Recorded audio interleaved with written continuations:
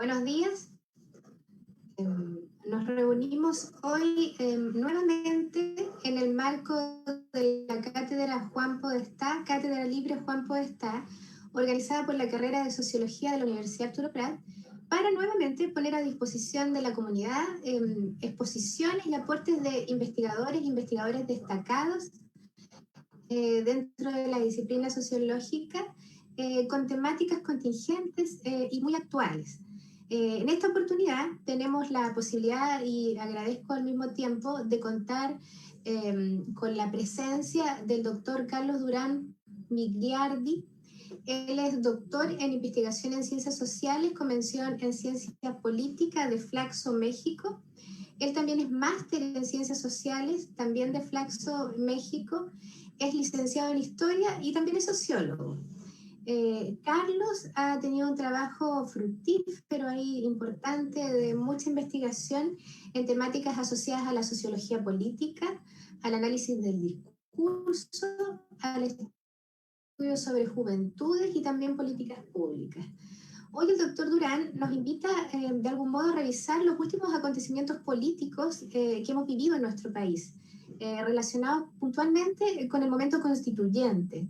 Entonces es de mucha importancia y relevancia en términos actuales lo que vamos a revisar con él en su exposición. Y él de algún modo nos va a vincular esto del momento constituyente con la presencia de actores dentro de este proceso. Y en ese sentido está la posibilidad de que dentro de este proceso hayan algunos actores que sean nuevos, que hayan participado en la gestación y generación de este momento constituyente, y que están o no están dentro de la institucionalidad tradicional política, ¿no? Y al mismo tiempo, yo creo que el desafío ahí, en lo que nos va a profundizar el doctor Durán, va a ser revisar los momentos de continuidad y de cambio de estos actores políticos en relación a este momento.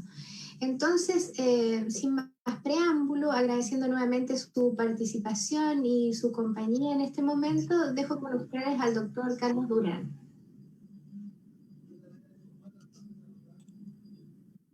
Bueno, muy buenos días. Muchas gracias, Fabiola, por la presentación. Buenos días a todos los estudiantes y profesores y públicos en general que pudiera estar aquí en estos momentos acompañándonos.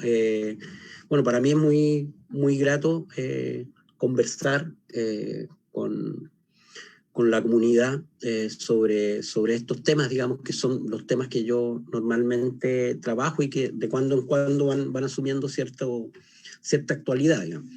Y cuando conversamos con Fabiola respecto al enfoque de esta conversación, a mí lo que me interesó fue hacer una reflexión en torno a este vínculo entre lo que la misma Fabiola recién les comentaba, entre este proceso de cambio acelerado que estamos viviendo y que el domingo se consolida con el inicio de la Convención Constituyente, y el estudio de una materia que en el campo de la historiografía, de la ciencia política y de la sociología política también tiene bastante relevancia, que es el estudio de las generaciones políticas.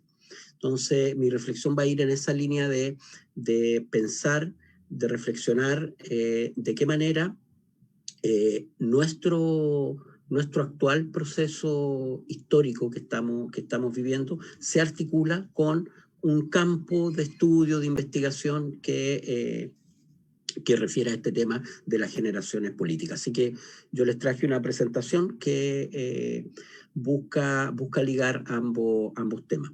¿Sí? Voy a aprovechar aquí de presentar. Entiendo que ya se está viendo, ¿cierto? Sí.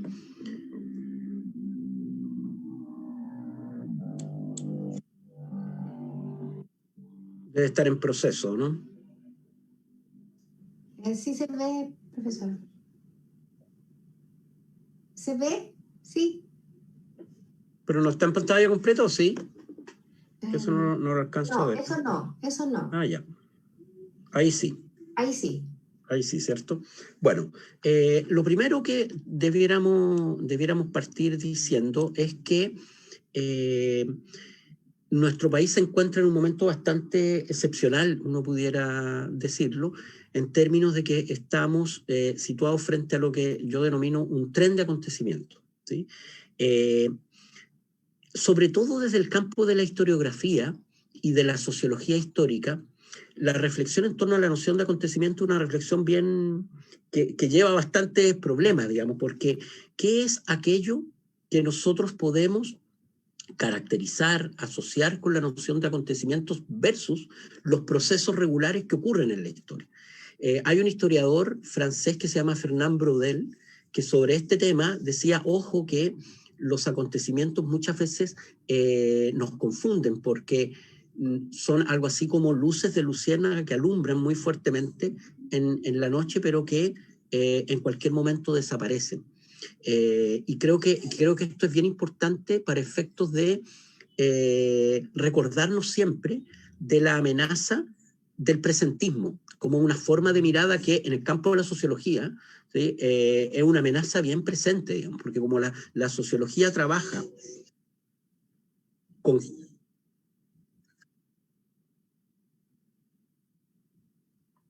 Hay un retorno y, perdón, ya. Bueno, le hablaba de la amenaza del presentismo, ¿cierto? Que es esta idea de que todo lo que está pasando en el tiempo presente es lo más relevante.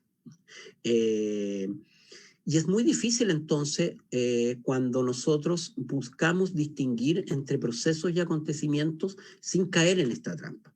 Pero bueno, cuento corto, efectivamente ocurre que nosotros vivimos un acontecimiento marcado con día y hora, digamos, el 18 de octubre del año 2019, que efectivamente interrumpió la normalidad o la regularidad de un proceso sociopolítico al punto que vino a poner fin a un ciclo histórico. Ya vamos a hablar sobre eso, y que es el ciclo histórico del campo político de la transición. ¿Ya? Es decir, efectivamente, y lo que se abre a partir del domingo con la inauguración de la Convención Constitucional es algo que tiene una suma relevancia en el sentido en que viene a poner fin a aquello que se inauguró por allá lejos, por el año 1988, con el plebiscito que derrotó a Pinochet y el inicio de un proceso transicional con determinadas características que son las que conocemos hasta el día de hoy. En segundo lugar, tenemos un acontecimiento social, que es la de la pandemia generada por la situación sanitaria del COVID-19, que todavía estamos viviendo y que, sin lugar a dudas, corresponde a un acontecimiento, no solo porque viene a interrumpir la normalidad, sino que también viene a transformar la idea misma de normalidad. De hecho, hoy día estamos en una conferencia, yo desde mi hogar en la comuna de Macul de Santiago y ustedes desde la ciudad de Iquique, y estamos conectados ya, naturalizando esta forma de interacción que hace un año y medio atrás, 2 años atrás, si bien existía, no tenía el nivel de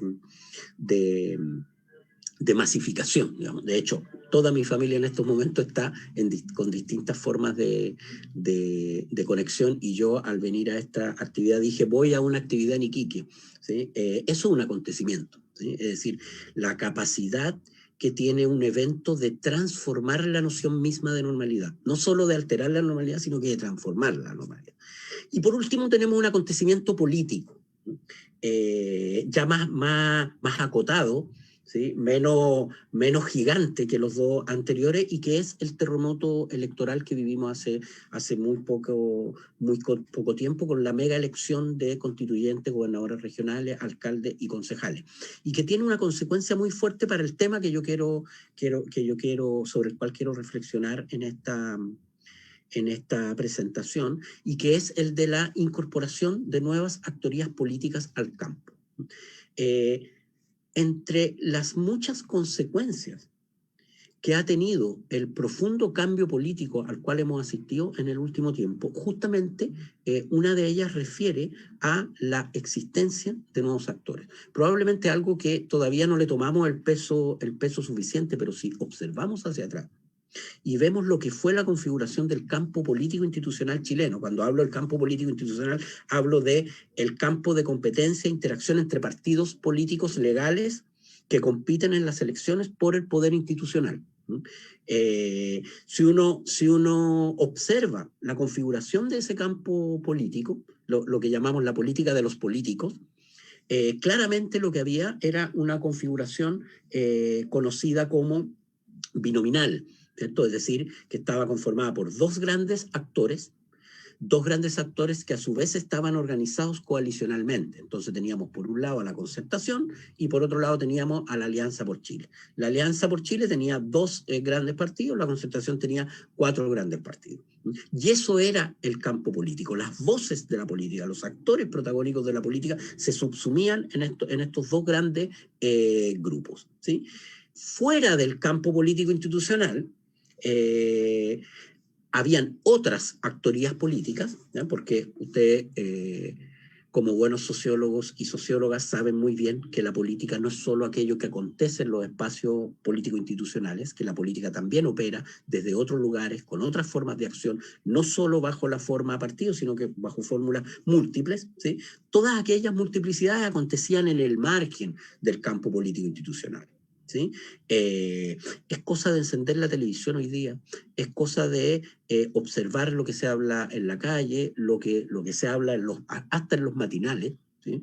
Como para determinar que a lo que hemos asistido, entre muchas otras cosas, ¿cierto? No quiero reducirlo a una cuestión de actores, pero a lo que hemos asistido este último tiempo es a una diversificación muy acelerada del campo de las actorías políticas, no solo de las actorías políticas que operan por fuera del marco político institucional, electoral, esto no quiere decir en la ilegalidad, sino que más bien fuera del marco de competencia institucional propio de los partidos, sino que también de las actorías que están incorporadas dentro del sistema político institucional, ya sea en el ámbito del poder parlamentario, ya sea en el ámbito del poder constituyente, ¿sí? Que como ustedes saben ha construido una convención constitucional que, si la medimos o si la observamos en relación a lo que era el campo de las actorías políticas previas, podemos decir que en más de un 50% está conformado por nuevas actorías políticas, ¿sí? Entonces, este tren de acontecimientos, en definitiva, ojo que la pandemia juega su lugar en todo esto, digamos, este tren de acontecimientos nos sitúa en el actual contexto en un marco, ¿cierto?, de intensificación de la historicidad, ¿sí? Es decir, hay momentos sociales en los cuales la velocidad de la historia se acelera profundamente y la velocidad de las transformaciones adquiere un ritmo vertiginoso, y estamos viviendo ese momento, ¿sí? Ahora, este acontecimiento, este tren de acontecimientos se despliega también sobre un marco de historicidad mayor. Y quiero ser súper enfático en este punto, digamos, porque al mismo tiempo que reconocemos que hay un acontecimiento, ¿sí? Es decir, que estamos frente a una interrupción de la normalidad y de la creación de una nueva normalidad, comillas, las cuestiones no acontecen de un día para otro. Y esto nos permite acercarnos muy lentamente al tema que yo quiero trabajar, que yo quiero presentarles, que es el tema de la generación.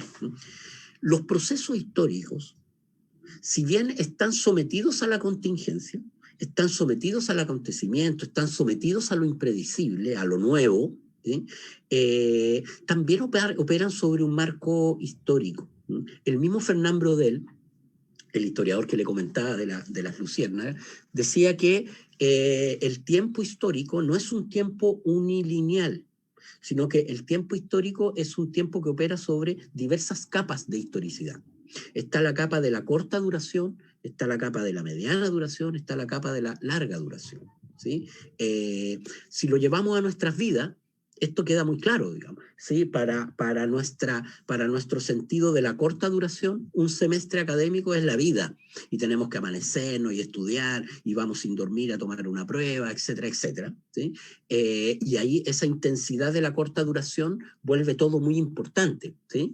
Pero cuando lo miremos, cuando ustedes ya no tengan 18, 19, 21 años, y tengan 35 años y recuerden esos tiempos de estudiante, se darán cuenta que esos semestres, que era esa corta duración intensa, la verdad que bien poca relevancia tenían en relación a la mirada más larga, ¿sí? De haber estudiado, no sé, una carrera. Y luego uno puede ir subiendo en tramo de temporalidad y la densidad histórica se va intensificando. Bueno, este tren de acontecimientos, a nivel ahora, me voy a concentrar en la cuestión más política, este tren de acontecimientos que están expresados en el estallido, que están expresados en el cambio constitucional, etcétera, etcétera, no es una cuestión que viene de ayer, ¿sí?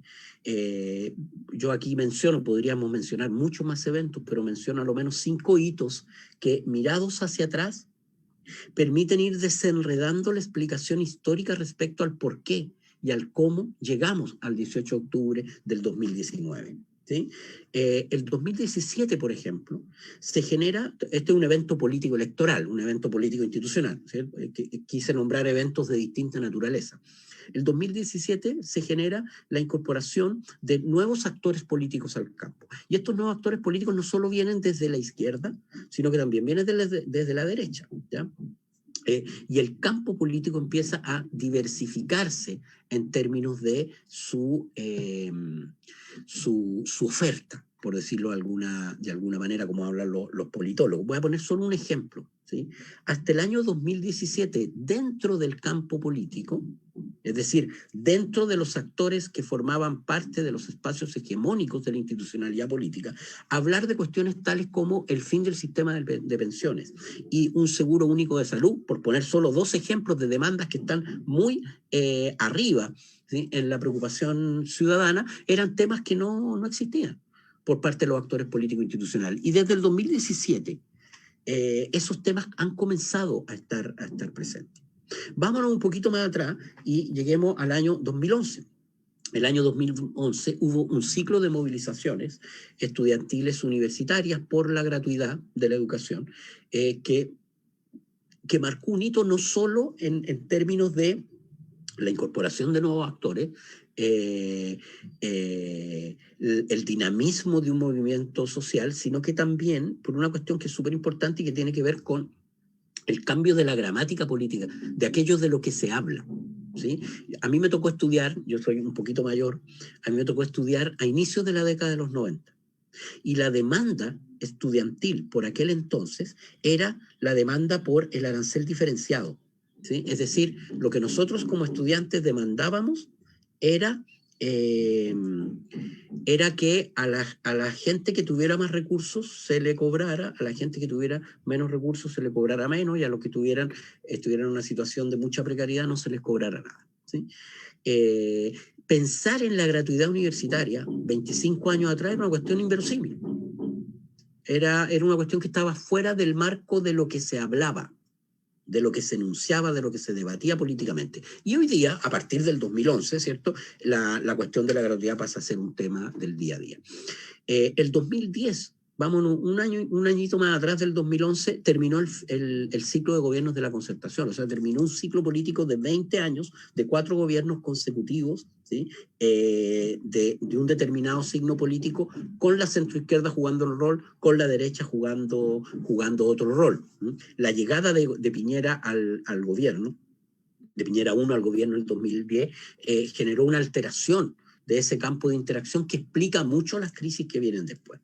Volvamos un poco más atrás y tenemos la revolución pingüina del año 2006, que es una activación muy intensa de la protesta de estudiantes secundarios, es decir, menores de edad, que adquieren un protagonismo callejero muy intenso y que no solo son importantes por su capacidad para poner el tema de la precariedad del sistema educativo, sino que también por una cuestión que va a tener mucha importancia para ahora y que vamos a retomar al final, porque expresó de un modo muy claro la emergencia de una nueva generación política y de nuevas formas de organización, ¿sí? La idea de la verticalidad de la organización política versus la horizontalidad de la asamblea es una cuestión que con la revolución política pingüina, con la revolución pingüina del año 2006 adquiere mucho protagonismo y tiene consecuencias muy importantes para lo que será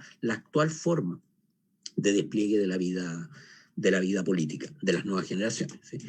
Y por último lleguemos al año 1998. 98, estamos hablando casi 25 años atrás. El Programa de Naciones Unidas para el Desarrollo, yo se los recomiendo muchísimo que lo vean, elabora cada 2 años un informe de desarrollo humano para Chile. Lo hacen todos los países, ya hay un informe de desarrollo humano latinoamericano. Y es un informe de desarrollo humano hecho por sociólogos y sociólogas, así que se los recomiendo ampliamente.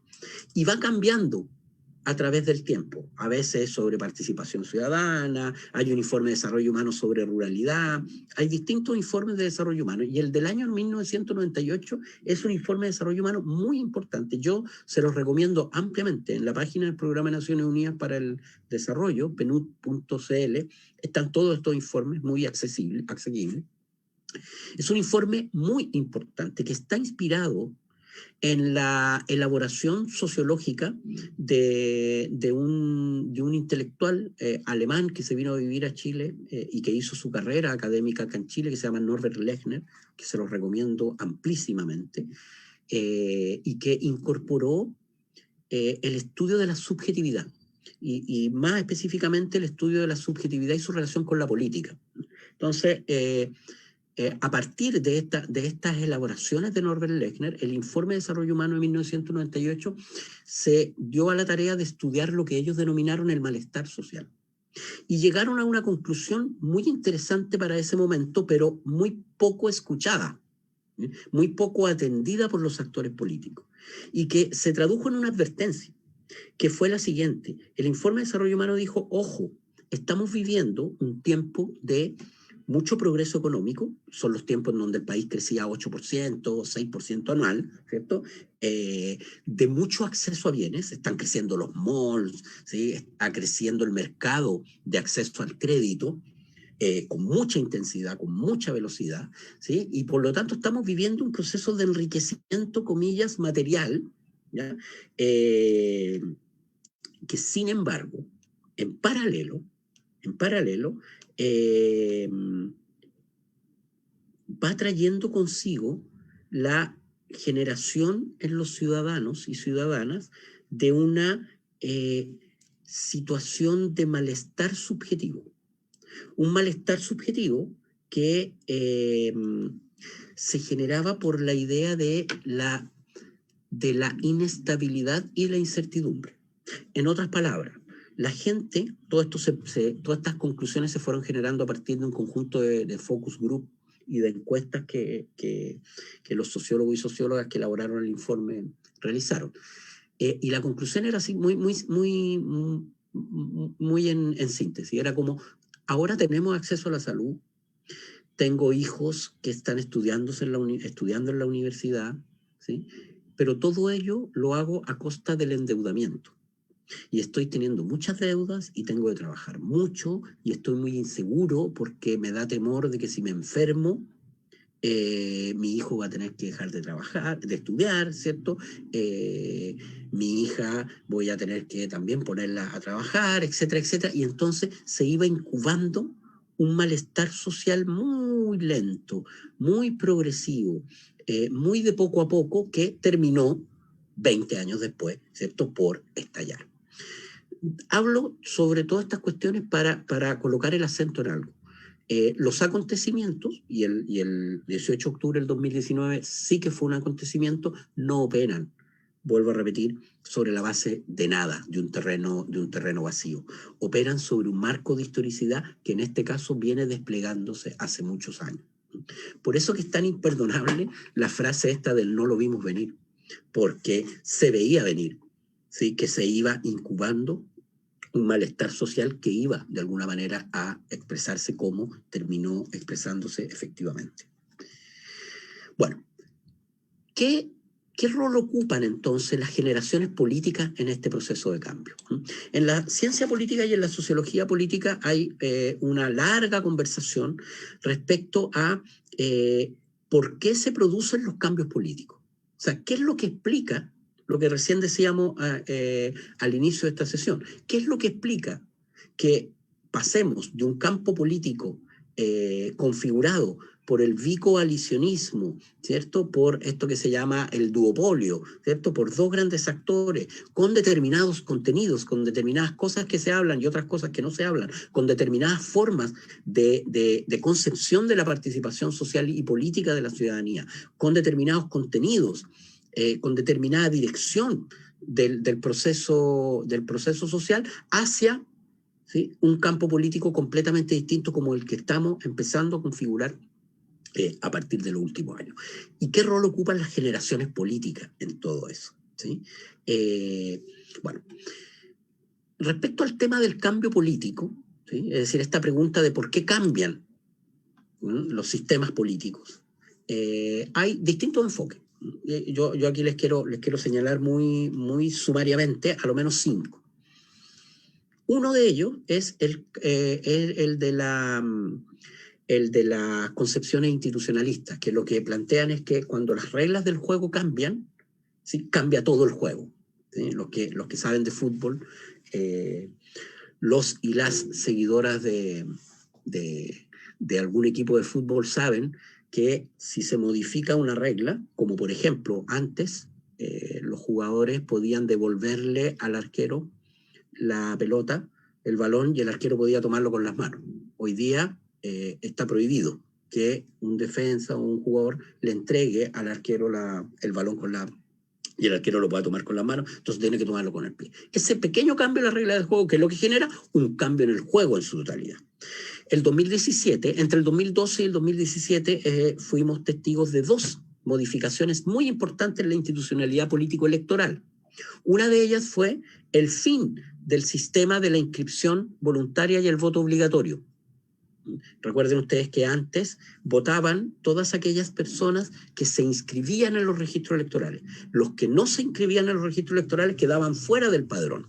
Más de la mitad de los y las jóvenes estaban fuera del padrón. Entonces, aun cuando quisieran votar, no votaban, ¿sí?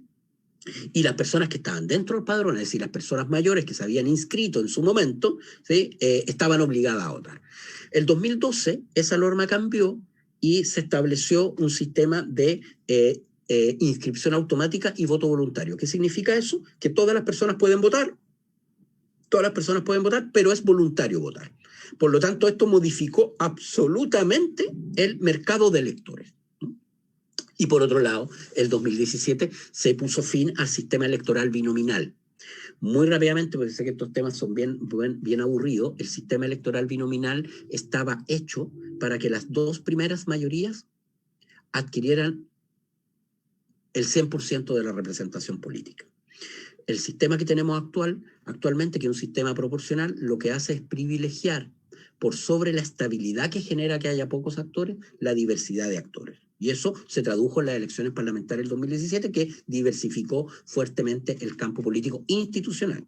Y obviamente que genera estímulos para que nuevos actores participen. Entonces, la explicación de los institucionalistas es, cuando yo te cambio las reglas del juego, cambia el juego en su totalidad. Y el cambio político que estamos viviendo hoy día, en gran parte está explicado por esos factores. Luego tenemos la teoría que propone esta idea de las coyunturas críticas, que más allá de las cuestiones institucionales hay determinadas coyunturas que vienen a cambiarlo todo. Ejemplo, el 2011 las movilizaciones estudiantiles, ejemplo, 2019 el estallido social, ¿cierto?, o el levantamiento, como quieran llamarle. Tercera explicación, las teorías de la modernización, que suponen que, por ejemplo, cuando se producen procesos de urbanización acelerada, cuando se producen procesos de cambio en los mercados laborales, de incorporación temprana de los jóvenes al mercado laboral, o de incorporación tardía de los jóvenes al mercado laboral, cuando se producen situaciones estructurales, ¿sí?, que dicen relación con los procesos de modernización naturales de los países, se producen cambios rotundos en los sistemas políticos. Está luego una cuarta teoría, que es la teoría del recambio de élites. ¿sí? Los sistemas políticos van cambiando porque las élites regularmente van generando mecanismos como para ir transformando, ¿sí? Su configuración, y aparecen nuevos actores, etcétera, etcétera. Y por último, la teoría de los mercados electorales, que básicamente dice esto es una cuestión simplemente de elecciones, de oportunidades. De repente hay actores que lo hacen súper bien y ganan elecciones y cambian todo el sistema político. Lo digo muy rápido porque este es un debate, ¿cierto?, que nos puede llevar a otro lado, pero todos estos elementos tienen algo de verdad, todos los elementos influyen, ¿cierto?, a la hora de explicar el cambio político. Pero hay otro elemento que es el de las generaciones, ¿sí? La teoría o el enfoque del cambio político activado por las generaciones es un enfoque que supone que a través del tiempo, que a lo largo de la historia, se van produciendo cambios generacionales que implican la activación de elementos de cambio político. Y esos cambios generacionales están asociados con muchos elementos. Uno de los cuales tiene que ver, por ejemplo, con las diferenciaciones valóricas que se van generando entre generaciones distintas, que se van produciendo entre generaciones distintas, con los marcos de experiencia, ¿sí? Hay generaciones, volvamos para atrás, por ejemplo, en el siglo XX europeo, generaciones que vivieron la Segunda Guerra Mundial, están configuradas socialmente de una determinada forma que es muy distinta a esas generaciones que no se socializaron en el marco de la Segunda Guerra. Para venir al caso chileno, una generación que, disculpen la autorreferencia, pero para poner ejemplo, digamos, en mi caso, yo nací en el año 1974 y en el año 1990, cuando fue el retorno a la democracia, yo tenía 16 años, ¿sí? Evidentemente que el marco experiencial que me configura, ¿sí?, me otorga determinados elementos de distinción respecto a, por ejemplo, la generación de mis padres, ¿sí?, que mi madre es del año 1949 y que ella vive el golpe cuando tenía 24 años. ¿Sí? Y voy a poner un ejemplo, pero muy pequeñito, que creo que puede sintetizar estas diferencias entre generaciones. Todavía no hablamos de generaciones políticas, estamos hablando de generaciones en general. Y me viene a la mente este ejemplo justamente porque hoy día es 2 de julio, y el 2 de julio de 1986, un camión de militares tomó detenidos en el marco de una protesta nacional a una pareja de jóvenes en la comuna de Estación Central, las detuvo, las roció con gasolina y les prendió fuego. Una de esas personas no pudo sobrevivir, se llama Rodrigo Rojas, y la otra persona sí sobrevivió, se llama Carmen Gloria Quintana. Yo me recuerdo perfectamente el estupor de mi madre cuando se enteró de aquello hecho. Es decir, mi madre, que en esa época tenía 69, menos de 40 años, 37 años aproximadamente, miraba con estupor aquello. Y en mi caso, yo tenía 12 años, ¿sí? Obviamente que era una cuestión impactante, pero era, comillas, esperable. Era como algo que podía ocurrir, que no era inverosímil, que estaba dentro del marco de lo posible. Bueno, la diferencia es súper evidente, ¿sí? Una persona criada, ¿sí?, en democracia, una persona criada en dictadura.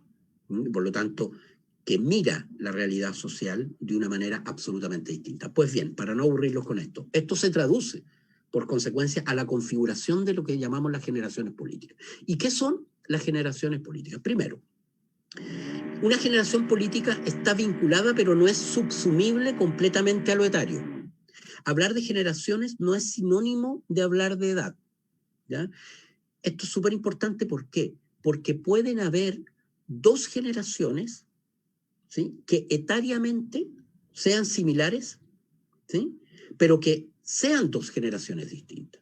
Pensemos, por ejemplo, en una generación configurada en torno a determinados estilos musicales, paralela a una generación formada en torno a determinadas formas de organización social o política. La misma década de los 80, por ejemplo. La década de los 80 es la década de las protestas, entonces hay una generación conformada en torno a la lucha contra la dictadura, pero la década de los 80 también es la década de un determinado estilo musical, que es la música de los 80, que es Madonna, que es Michael Jackson, etcétera, etcétera. Entonces podemos tener grupos etarios similares, ¿sí?, pero que generacionalmente están conformados de un modo distinto. En lo político esto es muy claro.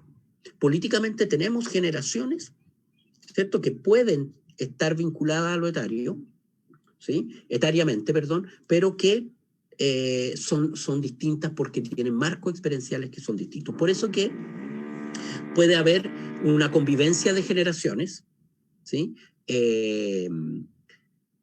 distintas de una misma edad, y al mismo tiempo también puede haber una diversidad etaria en una misma generación. ¿Sí? Puede haber una persona de 15 y de 30 que forman parte de una misma generación. ¿Y por qué? Por el segundo elemento que creo que es súper importante. Porque una generación no es solo la edad, sino que también es una socialización política compartida. Y el ingreso a la política, punto 3, el ingreso a la política no se da a la misma edad en todos. Hay personas que ingresan a la política a los 40, hay personas que ingresan a la política a los 30, hay personas que ingresan a la política a los 12. Y es posible que se hermane una persona de 15 y una persona de 30. ¿Por qué? Porque tienen hitos de entrada que les son comunes, ¿sí? Y en la historia de las generaciones políticas uno puede hacer un marcaje de hitos políticos que tienen una fuerte relevancia en la configuración de generaciones. Por ejemplo, la generación que vivió las protestas contra la dictadura, la generación que vivió protagónicamente el plebiscito de 1988, la generación que vivió los tiempos de hegemonía de la concertación en la década de los 90, la generación que vivió la revolución pingüina el 2006, la generación que vivió las movilizaciones estudiantiles del 2011, y luego veremos en el futuro la generación de quienes vivieron el 2019. Es decir, no necesariamente de los que estaban ahí para ese momento, sino de quienes se socializaron políticamente y ingresaron a la política a partir de un determinado hito. Un hito significativo que marca el antes y el después. Entonces, si se dan cuenta, en el 2019 hay una generación que se configura en torno al 2019, pero hay otras generaciones que vienen de atrás.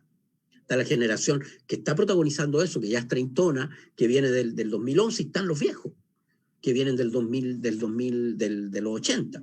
Entonces hay varias generaciones que se van montando, ¿cierto? Pero para una de ellas, el hito es un hito de entrada, ¿sí? Tenemos en la historia de Chile, ya me queda poco tiempo, voy a acelerar esta parte, tenemos en la historia de Chile varios hitos de politización y de incorporación de nuevas generaciones a la política. Para decirlo muy rápido, en la década de los 60, se produce un movimiento universitario que da origen a lo que se llama la Reforma Universitaria del 68. Si ustedes lo pueden ver a la derecha, es un cartel que se colocó en el frontis de la Universidad Católica, ahí en la Alameda con Portugal, cerca del Cerro Santa Lucía, que hoy día nos parece hasta tierno un cartel que diga chileno el mercurio miente, pero en aquel momento, en la década de los 60, cuando el mercurio era una institución, era la institución de la verdad del país, y que estudiante universitario de una universidad de la élite dijeran chileno el mercurio miente, a propósito de una reyerta informativa de la época, constituía, ¿cierto?, un evento muy importante. Esto contextos de politización juvenil que fueron muy fuertes y que influyeron mucho en el proceso político posterior de la Unidad Popular, están acompañados también con un proceso global, que es el proceso de las revoluciones juveniles en el mundo. Probablemente la década de los 60 es el primer momento en el cual los jóvenes, en tantos jóvenes, se incorporan con tal fuerza a la política. La imagen que está a la izquierda es la imagen del movimiento universitario del 68 de México. A propósito de las Olimpiadas de mayo del 68 en México se produjo una intensa ola de movilizaciones que terminó en una matanza, que es la famosa matanza de Tlatelolco. Entonces también hay fenómenos globales que influyen en aquello. Luego, en la década de los 80 tenemos un proceso intenso de politización que se da La imagen de la izquierda es una universidad, la imagen de la derecha es en una población que se da en diversos espacios, pero que tiene como punto en común una intensa politización juvenil y el surgimiento de una generación política nueva que va acompañada también de una intensa partidización. En ese contexto, politizarse significaba incorporarse a partidos políticos, cuestión que será distinta y que veremos un rato más adelante, a lo que se está dando actualmente. Tenemos otro hito de politización, que es el hito de politización de la Revolución Pingüina del 2006, en donde hay una politización y la incorporación de una nueva generación política, pero que a diferencia de la anterior es una generación política despartidizada. Esto es súper importante porque la politización no es sinónimo de partidización. Yo puedo politizarme, pero sin incorporarme a partidos políticos. Puedo politizarme incorporándome a partidos políticos. Lo del 2006 es una politización despartidizada, en el sentido en que es una intensa incorporación de los jóvenes a la cuestión pública, de una nueva generación de jóvenes en el debate público, pero por medio de mecanismos y de formas de organización distintas a la forma partido. Luego tenemos el 2011, ¿sí? Que es el movimiento por la gratuidad, y que también va acompañado de un fenómeno global, ¿sí? Ahí les tengo marcado, ¿cierto? La primavera árabe, Occupy Wall Street, ¿cierto? Los fenómenos de las protestas en España, ¿cierto? Y la segunda imagen es la imagen de las protestas estudiantiles por la gratuidad en Chile, del 2011. Una nueva generación política que se incorpora, paréntesis, tenemos un número no menor de actores políticos de este hito, que por ejemplo hoy día tienen puestos de representación parlamentaria, ¿sí? Y que fue un hito de politización, de incorporación de una nueva generación política, que a diferencia de la 2006 fue una politización con partidización, es decir, una politización con la construcción o la incorporación a partidos políticos. ¿Sí? Y esto ya empieza a acercar a lo que estamos viviendo actualmente, que es la revuelta del 2019, que también va acompañada de hitos que están ocurriendo en otros países. Ahí hay imágenes de Ecuador y Colombia de revueltas sociales relativamente similares a la nuestra, y que tienen como común denominador la activación de una nueva generación, ¿cierto? Con una politización acompañada ahora de una despartidización, ¿cierto? Es decir, un abandono de la lógica política tradicional y la incorporación de nuevas lógicas de acción política. Hasta acá, ¿sí? uno pudiera pensar que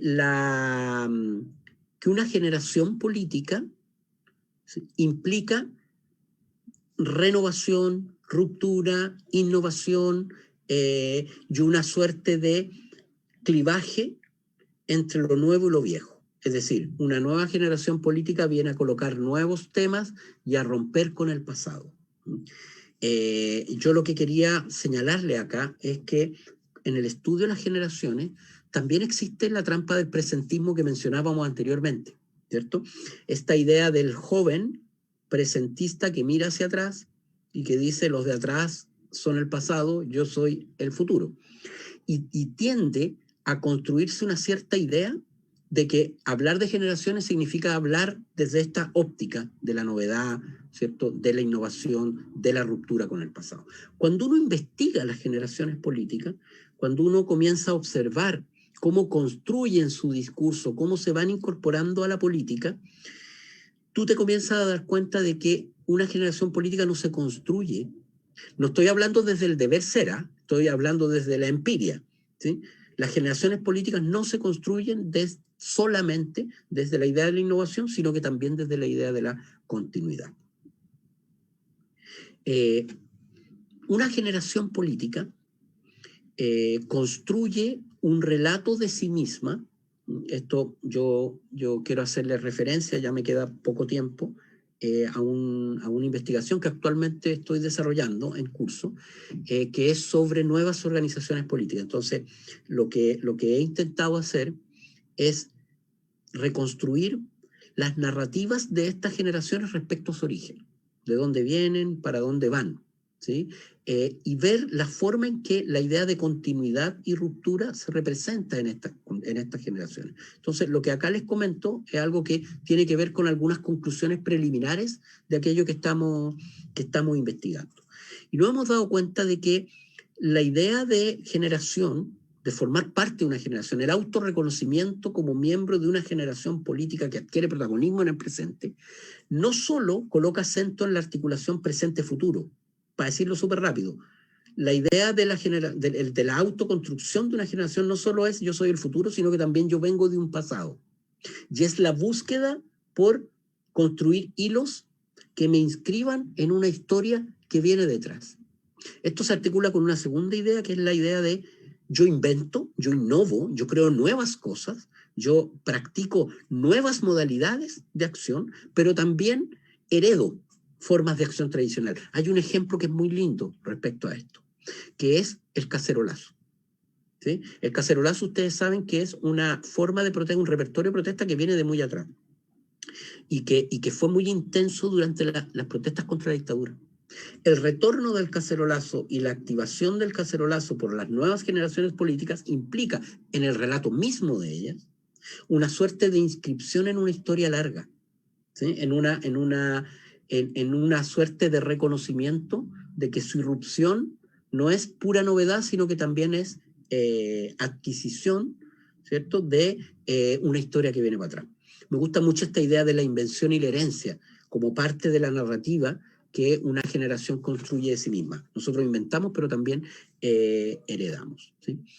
Y una tensión, por último, muy permanente en las generaciones políticas que irrumpen, que esto es súper interesante a mi juicio, y que tiene que ver con la tensión entre ser expresión de una identidad política y ser expresión al mismo tiempo de un proyecto político que busca cambiar las condiciones de existencia del mundo. Contar con una identidad significa una idea de un nosotros versus un otro. Tener un proyecto político significa poner en riesgo esa idea del nosotros y disputarla en la escena pública. Y muchas veces eso genera problemas, porque cuando yo disputo en la escena pública un proyecto político, mi identidad no puede quedarse inmóvil, no puede quedarse detenida. Y esto es parte, ¿cierto?, de lo que es una generación. Sé que me queda poco tiempo. Voy a poner dos ejemplos. Esta es una organización política nueva que, para evitar sesgos, no la voy a nombrar, pero quiero mencionar la forma en que en testimonios de las personas que forman parte de estas organizaciones aparece muy repetida esta idea de ruptura y continuidad. Voy a leer las citas más chiquititas. Dice: la izquierda que nosotros conocíamos aquí en el territorio era una izquierda bastante tradicional y no queríamos ser parte de eso y no queríamos trabajar con esa gente. Idea clásica de esa gente que participa de esta izquierda tradicional está fuera de mi marco, no me siento identificada con ella, no forma parte de mi generación. Y al otro lado, lo que teníamos en la cabeza era una inscripción más bien identitaria. Somos parte de ese mundo que no está. Esa es izquierda, la izquierda histórica. Y que además nosotros sabíamos que acá no existía, que lo que había existido había sido destruido. La idea de ser continuadores de algo que dejó de ser en el pasado, que es un relato respecto a una izquierda que existía en el pasado. Muy rápidamente voy terminando. Sí, ya me queda poquito con lo siguiente. Todo esto que he ido mencionando opera sobre la base de un dato, que probablemente no nos hemos detenido mucho en este dato, pero quiero recalcarlo, lo mencioné al inicio. Estamos en un proceso de intenso cambio político, y este proceso de intenso cambio político trae aparejado, entre otras cosas, la irrupción de nuevos actores. Estos nuevos actores, en parte, son nuevos actores que provienen o que forman parte de una nueva generación política. Ojo, y vuelvo a insistir, cuando digo nueva generación política no necesariamente estoy hablando de jóvenes. Estoy hablando de una nueva generación política como un nuevo conjunto de actores que de un tiempo a esta parte vienen incorporándose a la política institucional y a disputar los espacios de poder institucional. Por lo tanto, vienen a alterar el marco de composición de los jugadores que forman parte de la disputa política. En esta nueva generación política hay jóvenes y hay jóvenes no tan jóvenes. En el estudio que hemos hecho sobre estos nuevos partidos políticos, hemos visto que hay partidos políticos nuevos, organizaciones políticas nuevas, institucionales y no, estoy hablando no solo de los partidos que están en el Congreso, sino que organizaciones políticas que disputan fuera, ¿sí? Hoy día tenemos una novedad, que es todo aquello que se ha conformado en torno a lo que se conoce como la lista del pueblo.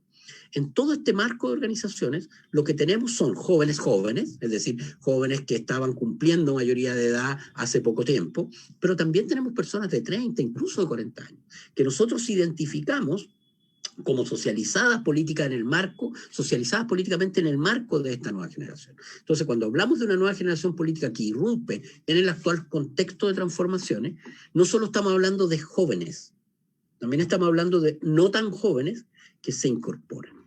Y se incorporan a partir de nuevas modalidades. Yo quiero terminar mencionando cuatro elementos de diferenciación militante de estas nuevas generaciones respecto a las generaciones políticas tradicionales o más antiguas. Primero, estas nuevas generaciones militantes son generaciones que se caracterizan por lo que llamamos nosotros un tipo de militancia discontinua, de intensidad variable y multifacética. ¿Qué significa esto?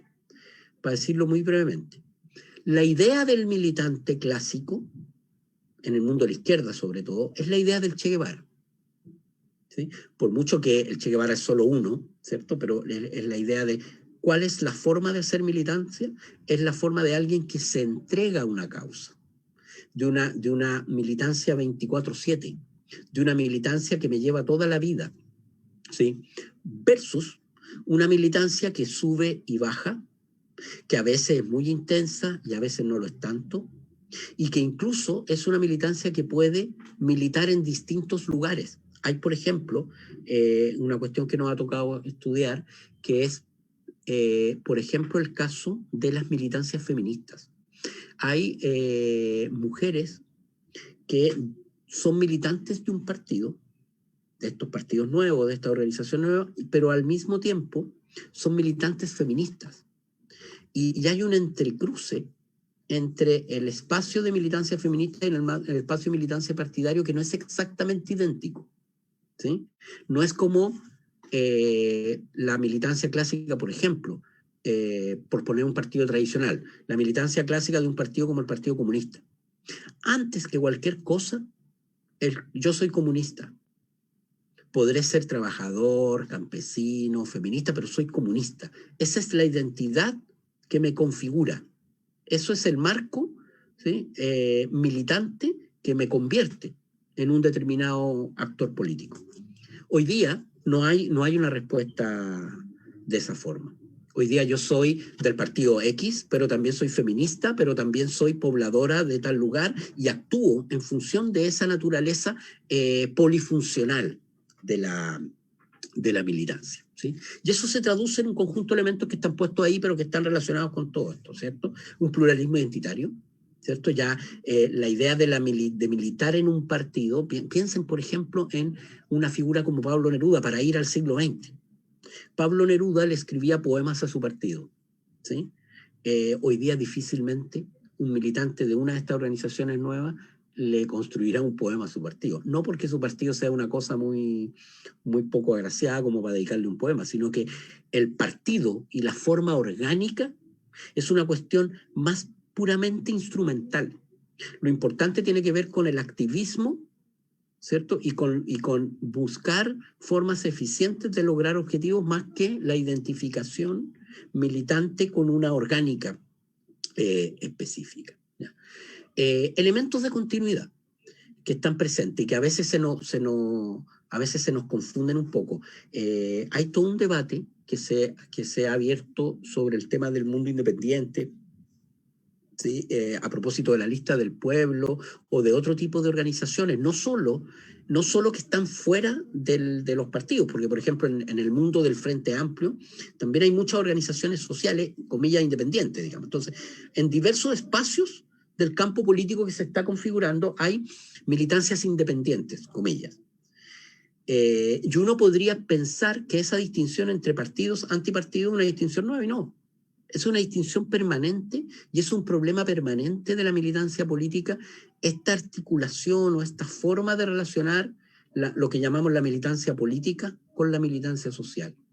¿Sí? ¿Qué significa militar en un partido versus militar en un territorio, etcétera, etcétera? Son dilemas que están muy presentes en la configuración actual del campo político, pero que no son para nada nuevos. Hay un conjunto de elementos de continuidad en las nuevas generaciones políticas que nos sitúan frente a los mismos dilemas que en el siglo XX, que en la lucha contra la dictadura tuvieron las organizaciones políticas. Entonces, para ponerlo muy en síntesis, estamos frente a una nueva generación militante, frente a una nueva generación política que ha adquirido protagonismo en el contexto de cambio, que actualmente no estamos viviendo, pero una nueva generación política que tiene muchos elementos de innovación, muchos elementos de ruptura, pero también muchos elementos de continuidad. Esos elementos de ruptura y continuidad son posibles de ser observados, ya sea mirando cómo actúan estas organizaciones, ya sea, ¿sí?, mirando lo que dicen, oyendo lo que dicen. Y lo que dicen estas nuevas generaciones políticas es que son una suerte de mix, ¿cierto?, entre la invención de lo nuevo y la herencia de trayectorias pasadas. Quiero terminar esta conversación diciendo que cuando hablamos de generaciones y cuando hablamos de traducción política de las nuevas generaciones militantes, muchas veces, quiero insistir en esto, tenemos la tentación de esta tentación presentista de suponer que lo nuevo en su condición de nuevo es sinónimo de innovación y ruptura y lo viejo en su condición de viejo es sinónimo de tradición, ¿cierto?, y pasado. Y quisiera terminar con una frase que escuché por ahí, que me hace mucho sentido cuando hablamos de lo nuevo, lo viejo, a propósito de los partidos políticos y de la vida de los partidos, ¿no? Pues a veces damos por muertos muy rápidamente a ciertos partidos, ciertos actores. A diferencia, dice la frase, a diferencia de la vida biológica, muchas veces pasa que los partidos políticos no mueren de viejos, sino que mueren de jóvenes.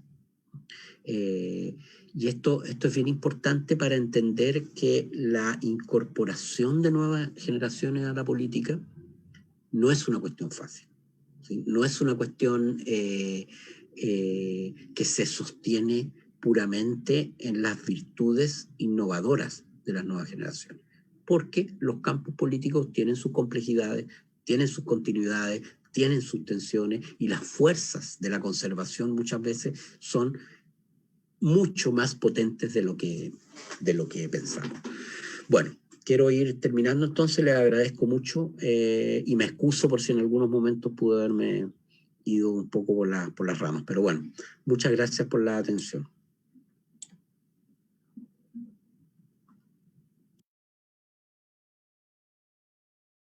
Carlos, muchas gracias, muy interesante la presentación. Yo no sé si tenemos un momentito para un par de preguntas que pudiéramos hacer. Sí, yo tenía una que me habían hecho, pero yo también quería hacer, que tenía que ver con la alusión al movimiento feminista, ¿no? Pero ahí tú entregaste alguna opinión respecto a cómo el movimiento feminista forma parte de estos elementos de continuidad y cambio en términos de esta diversificación de actores. Es muy interesante la definición de acontecimiento para aproximarse a este momento político, ¿no? Es enriquecedora. Y este tren de acontecimientos también, hacerlo en esta tensión de cambio y continuidad, y de lo institucional y no lo institucional. Yo me quedo tranquila con lo que señalaste del feminismo, me quedo como respondida respecto a eso, pero voy a mirar acá unas preguntas que hay. Dice acá Cristian Ortega pregunta si hay algún dato o conocimiento sobre los juicios que estas nuevas generaciones puedan tener sobre sus antecesores concertacionistas, por ejemplo, y si esto afectaría o no las alianzas futuras electorales de gobierno. Esa es una. La otra, no sé si prefieres que me quede con eso y sigo con la otra, como tú prefieras. Sigue nomás. Bueno, la otra... Sí, dale nomás. ¿Existen elementos de una nueva derecha, una generación diferente, rupturista a la derecha de los 90? Y que esta nueva derecha, ¿qué tan lejos estaría o cerca de la nueva izquierda? Y en esa misma línea pregunta Iván Escares, ¿en qué medida estas nuevas generaciones han reconfigurado la distinción derecha-izquierda? Una interesante pregunta que pensaba que se había perdido. Y por último, cuando se dice que hay una herencia desde lo antiguo a esta nueva política, a su juicio o es un juicio, una cualidad que emana desde los propios actores, es decir, que ellos se sienten subjetivamente parte de esta herencia. Esas serían las preguntas, Carlos. Interesantes las preguntas también. Muy interesante las preguntas. Voy a intentar de responder. Pero de verdad, muy interesantes porque me llama mucho la atención porque van como muy directamente a los temas que me he estado ocupando en este último tiempo. Una cosa muy breve respecto al feminismo, que yo creo que es súper interesante. Hay una diferencia que es muy marcada, sobre todo en el mundo de las organizaciones políticas vinculadas a lo que entendemos como izquierda, laxamente, ya me voy a referir a eso porque eso tiene sus bemoles, no es tan claro, digamos. Pero sobre todo ahí, que hay una diferencia entre lo que se entendía como la idea, hay un autor que le llama el concepto de la militancia heroica. El concepto de la militancia heroica era la del militante que, para decirlo rápido, da la vida por la causa. Y dar la vida por la causa implica, por ejemplo, abandonar a las esposas, abandonar a los hijos, abandonar a los esposos, abandonar la vida cotidiana, no preocuparse de la propia felicidad, del autocuidado, etcétera, etcétera. Esos elementos eran como, es decir, una mujer que abandonaba a su familia, un hombre que abandonaba a su familia, eran héroes. Era la medida de su acción heroica.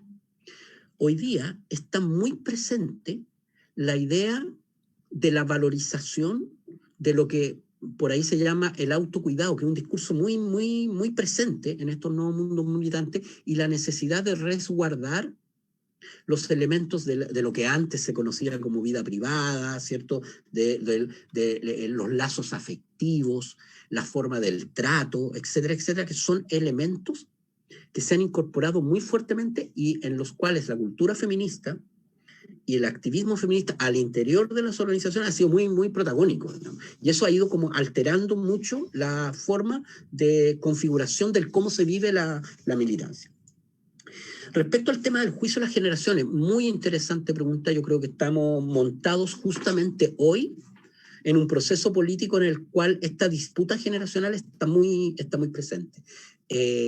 Yo tendería a pensar que lo que está pasando es una suerte de una tabla de doble entrada, en donde tenemos dos clivajes, digámoslo así, que configuran 4 lugares, 4 posiciones. Un clivaje que es el de la renovación versus continuidad. Entonces estarían los renovadores, por decirlo de alguna manera, versus los continuadores. Y por otro lado está el clivaje de la renovación doctrinaria, ahora ya no de generación, versus la purificación. Es como volver al origen político de un determinado sector, a los valores de un determinado sector supuestamente perdidos. Lo quiero decir en el siguiente sentido: la mirada de las nuevas militancias respecto al mundo de la concertación, que era la pregunta, digamos, a la centroizquierda, a lo que fueron los 30 años, etcétera, etcétera, se mezclan estas dos cuestiones. Hay una mirada crítica en términos generacionales, digámoslo así, en términos de lo viejo versus lo nuevo, y hay una mirada crítica en términos no generacionales, sino que en términos de los últimos 30 años como el abandono de los valores de una generación previa. Y es bien interesante esto porque los discursos en el mundo de las izquierdas, ¿sí? Respecto a los 30 años uno puede, lo quiero decir súper simplificadamente y no es tan así, digamos, pero para ponerlo como un ejemplo. Yo puedo criticar los últimos 30 años porque quienes administraron los últimos 30 años se quedaron en el pasado, digámoslo así, ¿cierto? Es decir, daban soluciones para un viejo país que ya no existe y hoy soy yo el que da las soluciones para este nuevo país, ¿sí? Es una cuestión muy generacional, muy de impronta generacional. Pero hay otra disposición de estos mundos que es estos que gobernaron los últimos 30 años, el mundo de la concertación de la centroizquierda. Yo me distancio de ellos no porque sean el pasado, sino que porque abandonaron una tradición histórica, y yo me ubico entonces recuperando esa tradición. Entonces, muy interesante ver, por ejemplo, una nueva generación que reivindica Allende contra los 30 años. No sé si se entiende el punto, digamos. Entonces, ahí toda la historicidad se altera. Y yo diría que la disposición de las nuevas, estamos hablando del mundo de las izquierdas en general, ¿cierto? Porque esta pregunta va dirigida más bien hacia allá. En general, yo diría que hay una fluctuación entre estos dos elementos, ¿cierto? Una consideración del mundo de los 30 años como un mundo que representa el pasado, versus una consideración de los 30 años como un mundo que representa la interrupción de una tradición histórica que yo quiero recuperar. Y ahí está esa ambigüedad. El problema, yo diría, y eso lo dejo como un problema político, digamos, está asociado a el cómo esas generaciones logran articularse de alguna manera, porque evidentemente las generaciones no son totalmente positivas en sí mismas ni totalmente negativas en sí mismas, digamos. Entonces, hay trayectorias políticas que tienen puntos de encuentro con las cuestiones que ocurren en el tiempo presente y que, digamos, por formar parte de otra generación no necesariamente deberán quedar excluidas, digamos, y eso es un problema político. Sobre la pregunta sobre las nuevas derechas, una pregunta bien interesante. Yo he trabajado harto ese tema, he trabajado con dos partidos, que son Evópoli y el Partido Republicano, que son nuevas, vamos a llamarle nueva derecha, porque este es un debate gigante. Hay algunos que a partidos como el Republicano, por ejemplo, no le llaman nueva derecha, sino que le llaman vieja derecha. Es como una nueva vieja derecha. Pero vamos a entender por nueva derecha partidos nuevos, organizaciones nuevas. Yo creo que en el campo de la derecha, tendemos a conversar nosotros esto siempre desde la izquierda, pero en el campo de la derecha es una discusión muy gigante. Evópoli representaría la voluntad de un partido que nosotros le denominamos un partido de sesgo renovador, que tiene que ver con una impronta de carácter más generacional, de decir, vamos a representar lo nuevo frente a esto que ya se está quedando un poco en el pasado. Paradoja, el partido renovador, frente a la coyuntura política del último tiempo, terminó siendo el partido que más se parapetó en la defensa de lo que fueron los idearios de la derecha tradicional. Eso tiene que ver con paradojas de los procesos políticos. Pero así, para ponerle rótulo, Evópoli formaría parte de lo que llamamos un partido renovador, en el sentido de que su voluntad es modernizar, llamémoslo así, ¿sí? Con nuevos actores, con gente que no viene de la política, con temas refrescantes, etcétera, etcétera. Y el Partido Republicano vendría a ser un partido que llevaría el nombre de lo que se llama como purificador. De la misma manera como en la izquierda se dan estos debates, en la derecha también se dan estos debates. Y una anécdota, la declaración de principios del Partido Republicano, búsquenla por ahí, es prácticamente idéntica a la declaración de principios de la UDI. De hecho, la escribió la misma persona, ¿no? Con 30 años de diferencia. Entonces uno dice, ¿por qué este partido nuevo tiene una declaración de principios vieja? Bueno, porque el Partido Republicano lo que se propone no es renovar, no es modernizar, es volver a los principios valóricos, políticos, doctrinarios de algo que en el camino se habría perdido. Entonces, es bien interesante porque hay una nueva generación política. El Partido Republicano tiene varios militantes jóvenes, una impronta joven bastante importante, pero es una nueva generación política, comillas, pero es una nueva generación política con una impronta purificadora que la lleva más al pasado, ¿sí? Y entonces estos debates en el campo de la derecha se están dando, y yo diría que la síntesis de eso es purificadores versus renovadores. Derecha-izquierda,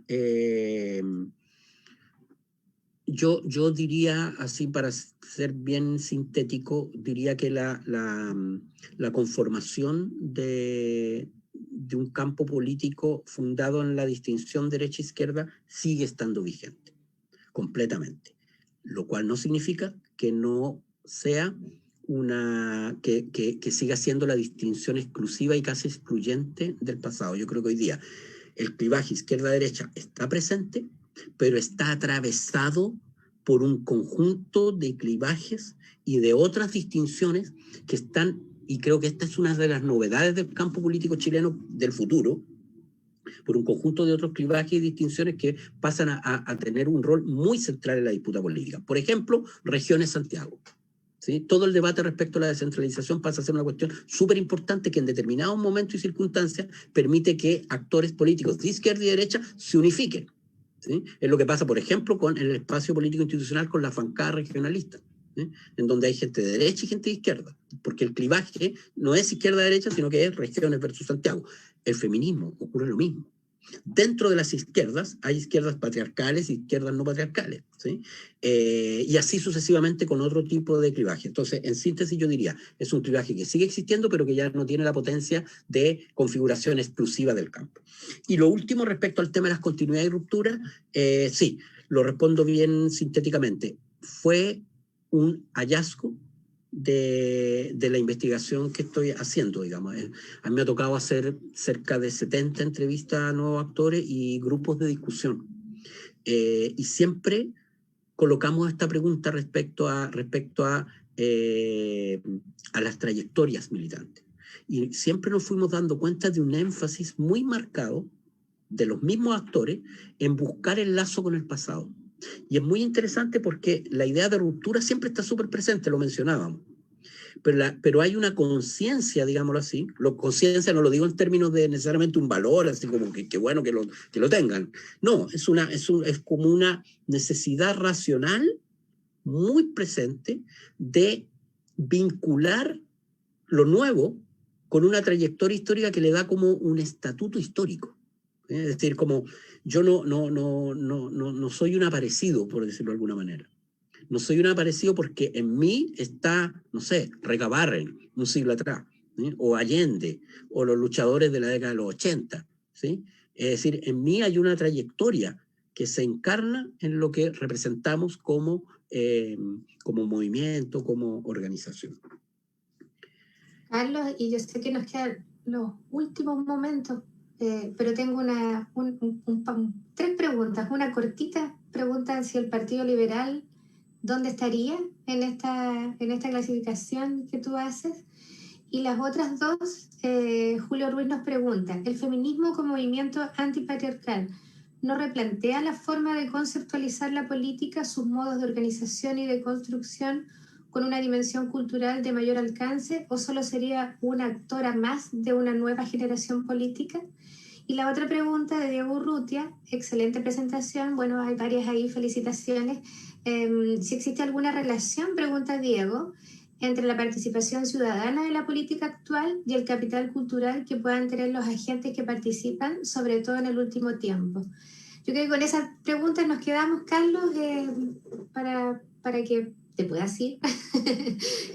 Pero ¿te parece que esas las podamos responder? Sí, pues, con mucho gusto.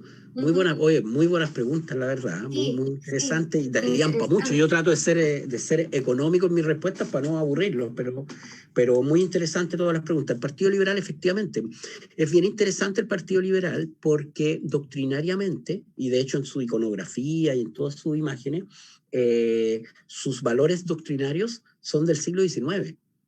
¿Sí? Es bien interesante esto, porque es un partido nuevo.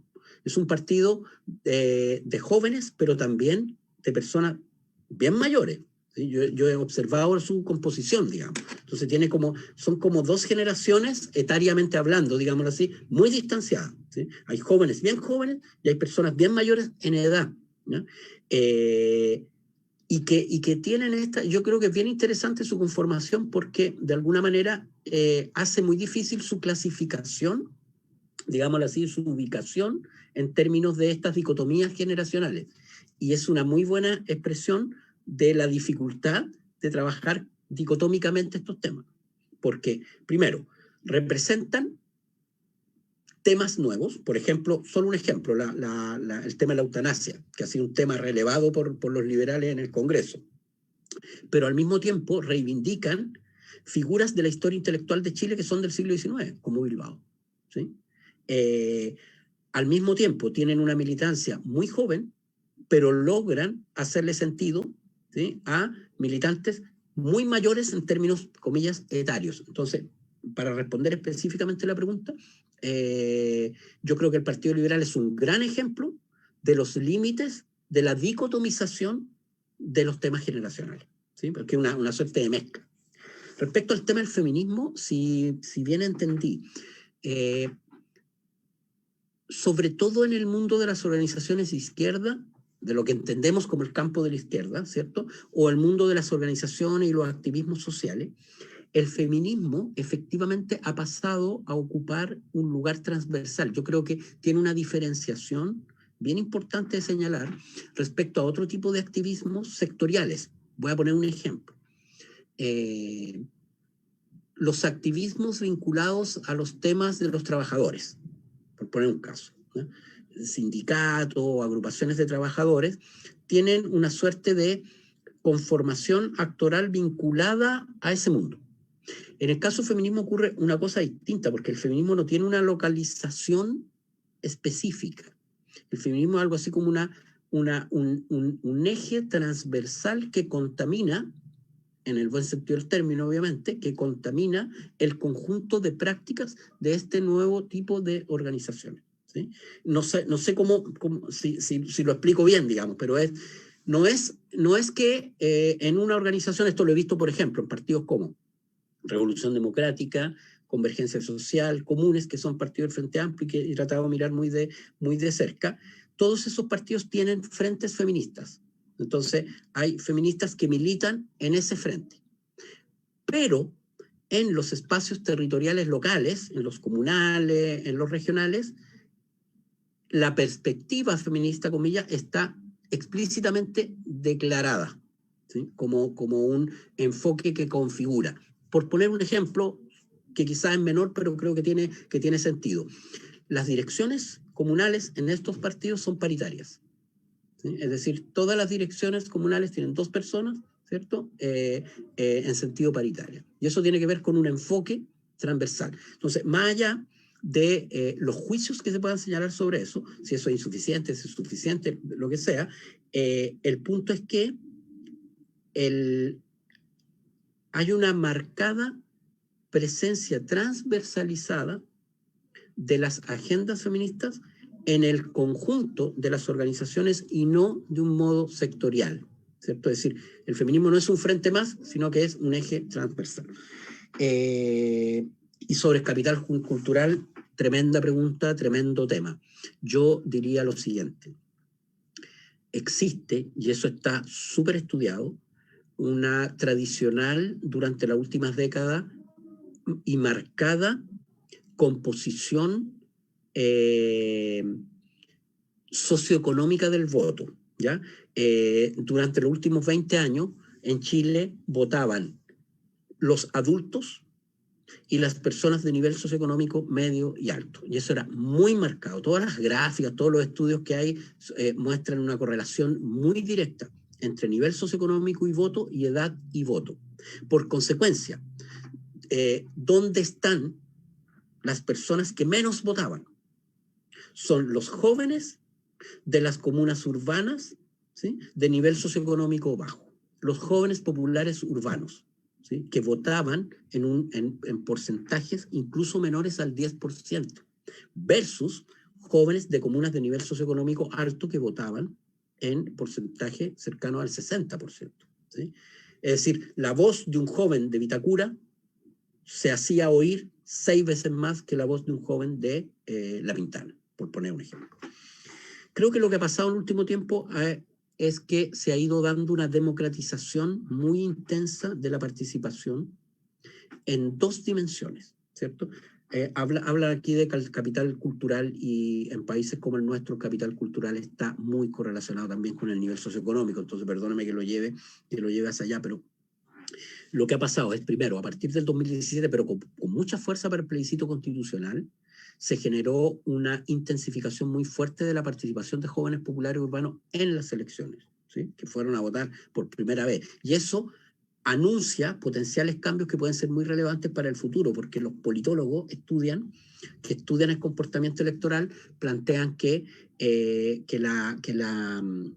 la participación en elecciones es como una droga, que cuando se prueba por primera vez ya uno la empieza a probar. Sé que es mala la metáfora, pero se entiende, ¿cierto? Es decir, si nunca he fumado, vamos a poner algo más, si nunca he fumado, ¿cierto? Es difícil que empiece a fumar. Pero si ya fumé un cigarro, voy a seguir fumando en el futuro. Lo mismo pasa con el comportamiento electoral. Cuando un joven, esto está súper estudiado, cuando un joven va a votar, la probabilidad de que vuelva a votar es muy superior a la probabilidad que tiene un joven que no ha ido a votar. Y por consecuencia, la intensificación del comportamiento electoral de los jóvenes puede tener una consecuencia para el futuro. Pero lo segundo y más importante, y con esto termino, que creo que ha habido una democratización muy intensa, es que los mecanismos de participación política de los jóvenes en espacios extrainstitucionales, es decir, no por la vía de los partidos, no por la vía de las elecciones, se han incrementado sustantivamente.